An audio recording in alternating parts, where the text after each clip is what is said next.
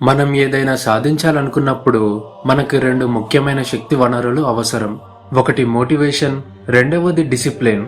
Motivation అనేది ఒక పనిని మొదలు పెట్టడానికి ఇచ్చే కిక్ లేదా ఉత్సాహం లాంటిది. కానీ డిసిప్లిన్ అనేది ఆ పనిని చివరి వరకు పూర్తి చేసేలా చేసేది.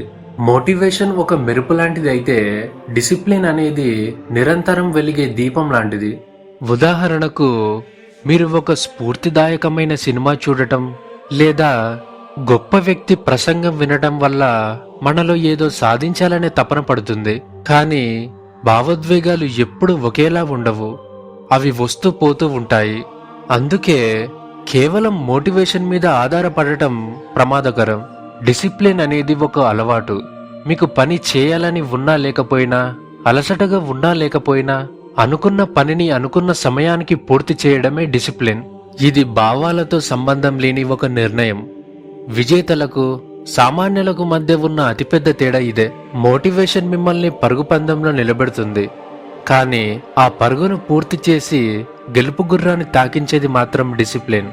చాలా మంది ఉత్సాహంగా పనులు మొదలుపెట్టి మధ్యలోనే ఆపేయడానికి గల కారణం వారిలో మోటివేషన్ తగ్గడమే. అక్కడ క్రమశిక్షణ ఉంటే వారు ఆగిపోయేవారు కాదు. మీరు మోటివేషన్ కోసం ఎదురు చూస్తున్నారంటే మీరు మీ మూడ్ మీద ఆధారపడి ఉన్నారని అర్థం. ఈ రోజు నాకు ఇది చేయాలని లేదు, రేపు చేస్తాను అనేది మోటివేషన్ ఇచ్చే సాకు. కానీ డిసిప్లిన్ ఉన్న వ్యక్తి వర్షం పడినా ఎండ కాసినా తన దినచర్యను అతను వదులుకోడు. డిసిప్లిన్ అనేది మొదట్లో కష్టంగా అనిపించవచ్చు, కానీ రాను రాను అది ఒక సహజమైన అలవాటుగా మారుతుంది. రోజు పొద్దున్నే బ్రష్ చేయడానికి మనకు ప్రత్యేకంగా మోటివేషన్ అక్కర్లేదు, అది ఒక డిసిప్లిన్. అలాగే కష్టమైన పనులను కూడా డిసిప్లిన్తో అలవాటుగా మార్చుకోవచ్చు.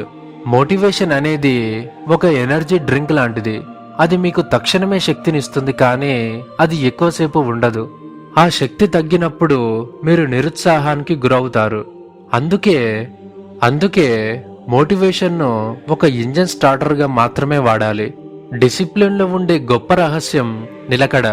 రోజుకు 10 గంటలు చదివి వారం రోజులు ఖాళీగా ఉండడం కంటే రోజుకు 1 గంట చొప్పున ప్రతిరోజు చదవటం గొప్ప ఫలితాలను ఇస్తుంది.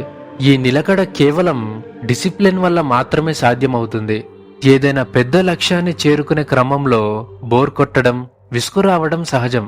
కానీ ఆ సమయంలో మాత్రం మోటివేషన్ అస్సలు పనిచేయదు. ఎందుకంటే బోర్ కొట్టినప్పుడు మన మనసు కొత్త మోటివేషన్ కోసం వెతుకుతుంది.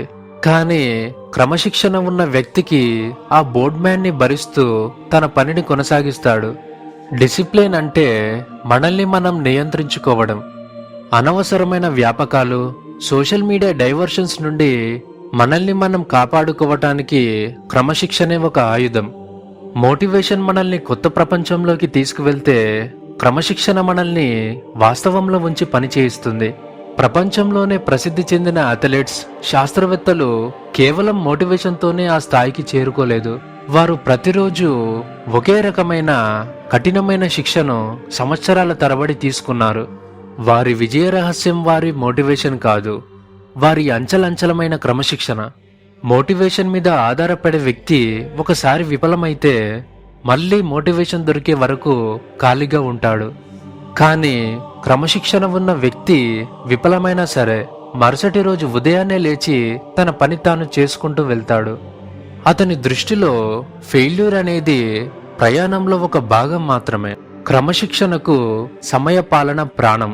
సమయాన్ని గౌరవించే వ్యక్తిని విజయం గౌరవిస్తుంది. మోటివేషన్ మీకు సమయం గురించి చెప్పదు, కేవలం పని గురించి చెబుతుంది. కానీ క్రమశిక్షణ ఆ పనిని ఏ సమయంలో చేయాలో, ఎంత సమయంలో పూర్తి చేయాలో నేర్పిస్తుంది. మన సంకల్ప బలం పరిమితమైనది. రోజంతా నిర్ణయాలు తీసుకోవడం వల్ల అది తగ్గిపోతుంది. డిసిప్లిన్ ద్వారా పనులను ఆటోమేట్ చేసినప్పుడు మన సంకల్ప బలాన్ని పెద్ద నిర్ణయాల కోసం దాచుకోవచ్చు. అందుకే క్రమశిక్షణ కలిగిన వారు తక్కువ ఒత్తిడిలో లోనవుతారు. చివరిగా చెప్పేది ఏంటంటే, మోటివేషన్ మరియు క్రమశిక్షణ అనేది ఒకే నాణానికి ఉన్న 2 పార్శ్వాలు. మోటివేషన్ మీకు దిశను చూపిస్తే, క్రమశిక్షణ మిమ్మల్ని ఆ గమ్యానికి చేరుస్తుంది. గొప్ప విజయాలు సాధించాలంటే మోటివేషన్తో మొదలుపెట్టి డిసిప్లిన్తో ప్రయాణాన్ని కొనసాగించాలి.